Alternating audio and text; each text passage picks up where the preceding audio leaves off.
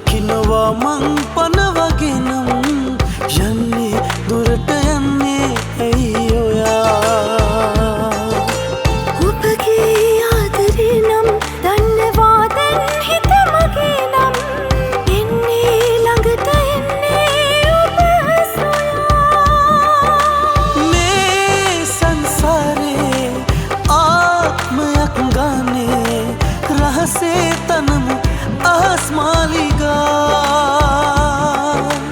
රහසේ තනමු අහස් මාලිගා රහසේ තනමු අහස් මාලිගා හේ හේ ලා ලා ලා හේ අහස් මාලිගා එරික් එක කතා බහ කරන එකත් අහිංසට තහනම් වෙනවා. සංදේශ් පවන් එක්ක අහිංසව බලන්න අහිංසගේ ගෙවල් ළඟටම ආවම ජගත් ඒක දකිනවා. එතකොට අහිංසව අමතක කරලා හිත හදාගන්න පුළුවන්ද කියලා ශිහානි සංදේශ්ගෙන් ප්‍රශ්න කරනවා. සංදේශ් ඊට කුමක් කියයිද? අහස් මාලිගා අද ඉතින් සිට. අයියෝදගේ මාන්නේද? කවුද? අහිංස දාන්න කිව්වේ? මං අහපු දෙයට උත්තරයක් දෙන්නකෝ අයියෝ. ඔයාට අහිංසව අමතක කරන්න පුළුවන්ද? බැරිද?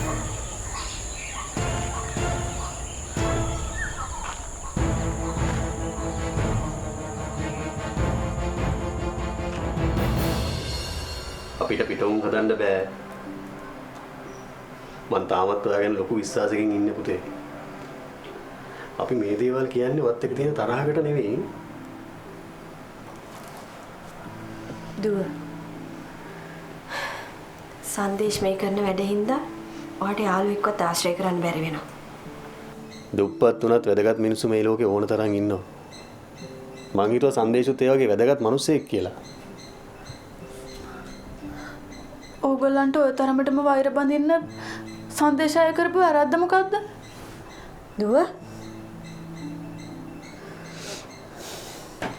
හැමදේම තාලා ඇවිල්ලා අපිට උදව් කරපු එක දෙයක් කරපු වැරද්ද. පුතේ ඔයා බබෙක් නෙවෙයි. මම මේ කතා කරන්නේ මොනවද කියලා ඔයා හොඳටම දන්නවා. සංදේශට මෙහෙ එන්න එපා කියලා තාත්තා කියලානේ තියෙන්නේ. අනේ මන් දන්නේ මට නම් ඇත්තම ඔයගොල්ලන්ව තේරෙන්නේ නැහැ. ඔව් ඔව්. ඔයාට දැන් එහෙම ප්‍රශ්නක් තියෙනවා කියලා අපිට තේරිලා තියෙන්නේ. අපි මේ හැමදේම කියන්නේ ඔයාගේ හොඳට දුව. වැඩක් නෑ චන්දි. ඕවා මෙයාට කියලා වැඩක් නෑ. මොකද දැන් මෙයා අහන්නේ සංදේශ කියන දේ විතරයි. ඇහැක් වගේ බලාගෙන මලක් වගේ පරිස්සම් කරපු අපි දැන් මෙයාට වැඩක් නෑ. අනේ තාත්තේ දැන් මං එහෙම කිව්වද? ඔයා වැඩ කරන විදිහෙන් එහෙම තමයි අපිට තේරෙන්නේ. දෝනි මේ ප්‍රශ්නේ වෙනකන් තාත්තා කවදාවත් ඔයාට මේ විදිහට කතා කරලා තියෙනවද? හා? මම ඔයාට සැරෙන් කතා කරා. තාත්තා කවදාවත් ඔයාට මේ විදිහට කතා කරලා නැහැ නේ. දුව අපිට ඔයාගේ ජීවිතය ගැන ඔයාගේ අනාගතය ගැන ලොකු වගකීමක් තියෙනවා. ඒකයි අපි මෙච්චර කියන්නේ ඔයාට. පුතේ මේක හොඳට මතක තියාගන්න. මොන හේතුවක් හින්දාවත් අපිට ඔයාව අත්හරින්න බෑ. ඒ කියන්නේ එතකොට කවදාවත් මට ඕන විදිහට ජීවත් වෙන්න බැරිද? මොකද්ද? මොකක්ද ඒ කතාවේ තේරුම? ඈ? තාත්තේ මන් තේජාන්ට කැමති නැහැ. අපි සංදේශට කැමති දෙන්නේ නැහැ. ඔයා වැඩ කරන්න ඕනේ අපි කියන විදිහට. දවසක ඔයාට තේරෙයි පුතේ ඒකේ තියෙන වටිනාකම. හරිද?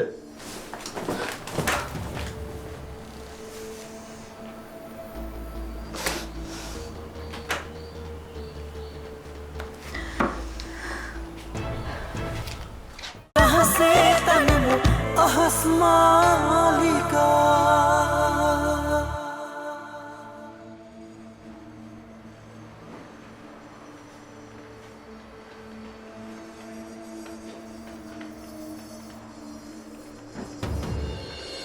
Mr. Surat, දෙව්දුවයි දෝදුවයි එනවා. එන්න. thank you. Welcome. A welcome කියලා කියන්නේ සාදරයෙන් පිළිගන්නවා. ඉංග්‍රීසි අමාරුයි නේ. මම දන්නේ. වලින්. සරත් මල්ලි. දින්ගවර මම මට කිව්වේ මම පොඩ්ඩක් කතා කරන්න ඕනේ කියලා එක ගාව. මං කොහෙන්ද වාඩි? මූට අර පොඩි කාලේ අසනීපෙටදී බේත් ටික ඇඟට හරියට අල්ලලා නෑ වගේ නිතර. හරි ගියේ නෑ. ඩොක්ටර් ඔයාට තරම් හොඳට මට බේත් ලියලා නෑ. කැලුමා නෑ නෑ බය වෙන්න එපා මම මේ කොණ්ඩයට කිව්වා හොඳට මූට වෙනිවැල් කටයක් තම්බලා දෙන්න කියලා. මම ළඟදී හොඳට ගුටි ගන්න තියෙන තැන ගියා අමාරුවට හොඳයිනේ. එතකොට මිස්ටර් කුමාර්ටත් එයාද තම්බලා දුන්නේ? ඔව් බලන්න. හොඳයි. දැන් හරි දන්න තරම් නම් හරි. ඉතින් සර් කොහොමද? හොඳින් ඉන්න අනේ මොනවත් හිතන්න එපා. මම ඔයාලගේ ප්‍රශ්න වලට අනවශ්‍ය විදිහට මැදිහත් වෙනවා කියලා.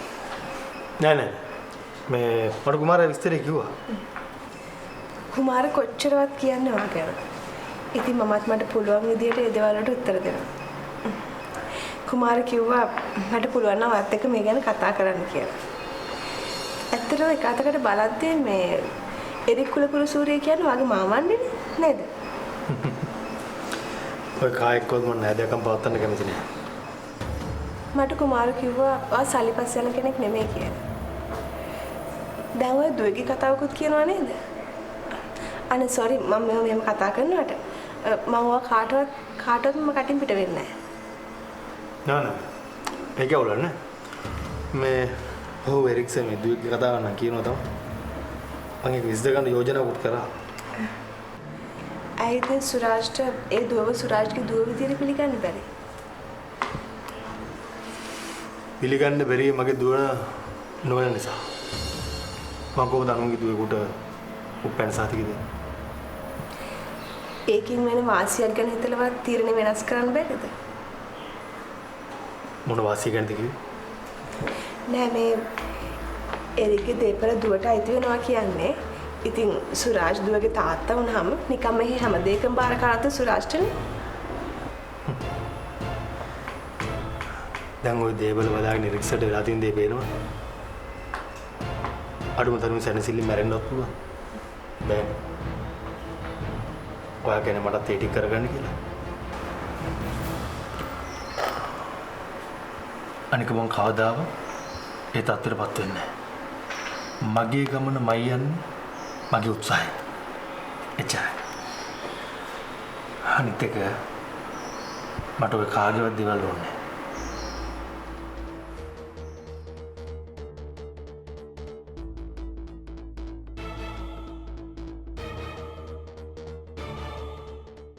මතුපිට බැක්ටීරියා නැසන ඇට්ලස් පෑන් සහ පොත් ඇට්ලස් සමග ආරක්ෂා වෙමු.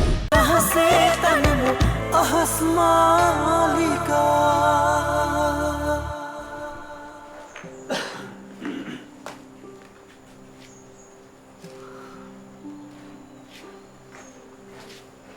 තේජාන් පුතා එන්න කොහොමද අක්කා? හොඳයි පුතේ කොහොමද? මොකද මේ හදිස්සිය? හදිස්සියක් නෑ අංග මේ බලලා යන්න ආයේ.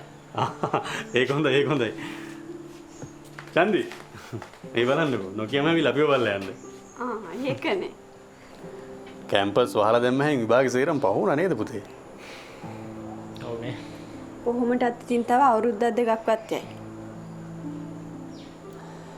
රවි මාත්තර කෝල් එකක්වත් දෙන්න බැරි වුණා.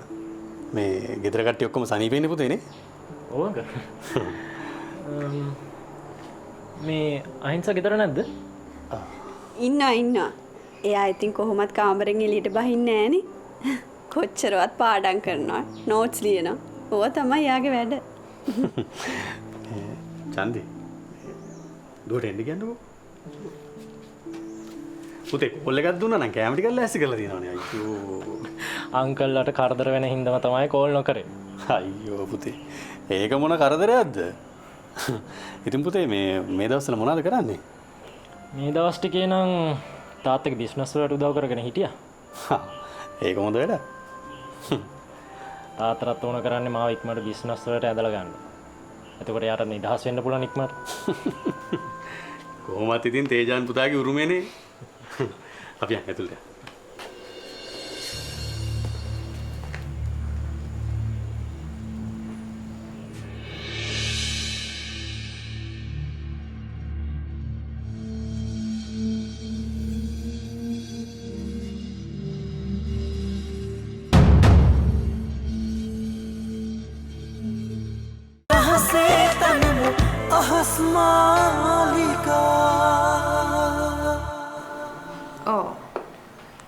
නෑ මෙහෙම මට ඒක එහෙම කරලා දෙන්න පුළුවන්.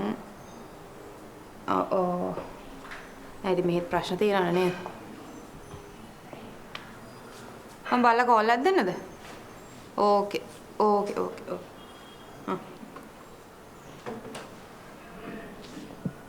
මොකද සරණ? අමාලි මිස් බිසිනේ. මොකද වෙන්න ඕනේ?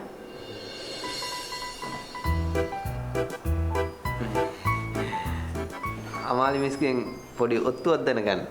ඔත්තුව? මගේ? හරි. සරණට දැන් මොකද්ද මගෙන් දැනගන්න තියෙන්නේ? හැබැයි මම මෙහෙම ඇහුවා කියලා කාටවත්ම කියන්න බෑ හොඳේ. හරි ඉතින් අහනවකෝ. එහෙම බෑ. සත්තයි කියලා වරුන් දෙන්න. ඕනේ. මන් දන්නවා අමාලි මිස් කාටවත් මේක කියන්නේ නැහැ කියලා. අඩු ගානේ රයිනි මැඩම්ටවත්. කාරණාව කියනකො කාලේ කන්න නැතුව. ඔය ඉතින් අමාලි මිස්ටර් තරහා ගිහිල්ලානේ. තරහා යන්නේ නැද්ද තමුන්ව වටේ යද්දී? මං කැමති කෙලින් වැඩ කරන මිනිස්සුන්ට. එහෙනම් කෙලින් උත්තරයක් දෙන්නම්කෝ මේ දිල්හානි මිස් ගැන විස්තරයක් දැනගන්න. මොකක්? දිල්හානි මිස් ගැන? ඒ මොකටද සරණ? ඇයි දන්නේද? අනේ මේ අමාලි මිස් මේ හරස් ප්‍රශ්න අහන්න නැතුව මේ කෙලින් උත්තර දෙන්නකෝ. කෙනෙක් ගැන විස්තරයක් කියන්න ඒකට හේතුවක් තියෙන්න ඕන. හේතුව කියන්නකෝ. හේතුවක් තියෙනවා ඉතින් මේ අනේ මන්ද. ඇයි? අනේ මන්ද. සරණ කෙනෙක් තව කෙනෙක්ගේ විස්තර හොයන්නේ නිකන්. ඒකට හේතුවක් තියෙන්න ඕනේ. මේ හේතුව කියන්නේ මේ අනේ ඇයි?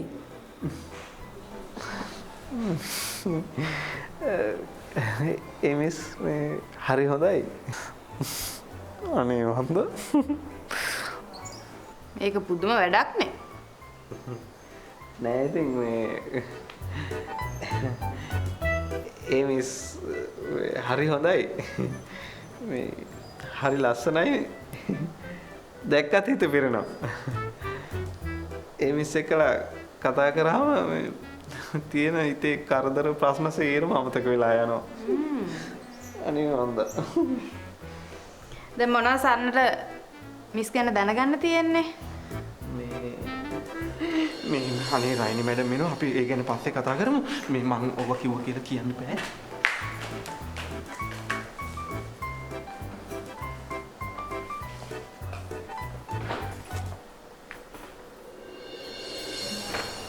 මොකෝ සරණ කරන්ට් ඇදලා වගේ දුවන්නේ?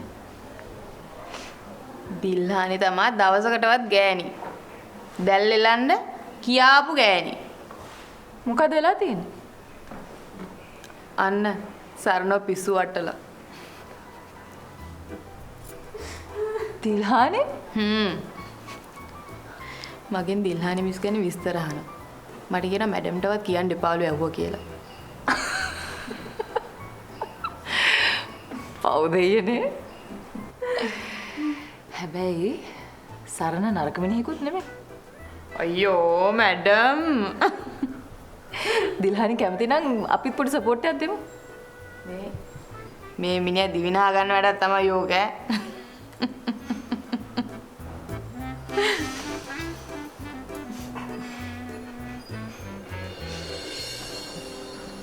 දුව මොකද කතා කරන්නේ නැත්තේ?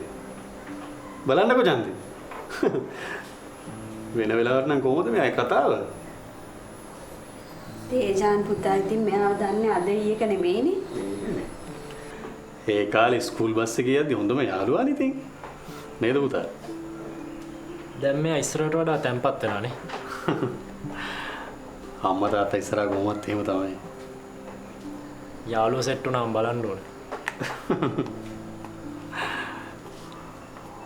චන්දි. තේරියක් හදාගෙන ඉන්න. හා. කොහොම ඉන්නේ පුතේ?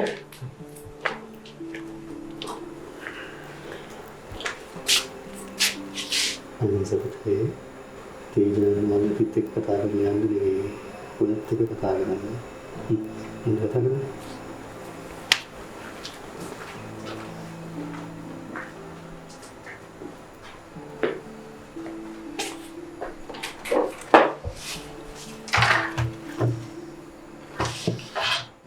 දෙදහස් විසි එක වසර සුබ නවසරක් වේවා මේ පැතුම විෂන් කයා වෙතින් මිනිහ මේ ළඟපදීදල මාර වැදගතෙක් වෙලානේ පුතාගෙන ටිකක් කල්පනාවෙන් ඉන්න රවි ඔයා මේ බොරු බිල්ලෙක්ම වාගෙන ඉසලිලා තේජාන් යාළුකම වෙනයි මේ දේවල් වෙනයි මම රවි විජේවර්ධනයේ එකම පුතා එරික් කවදාකවත් කිසිම ප්‍රශ්නයක් දරුවා පිටින් ඇවිත් නැහැ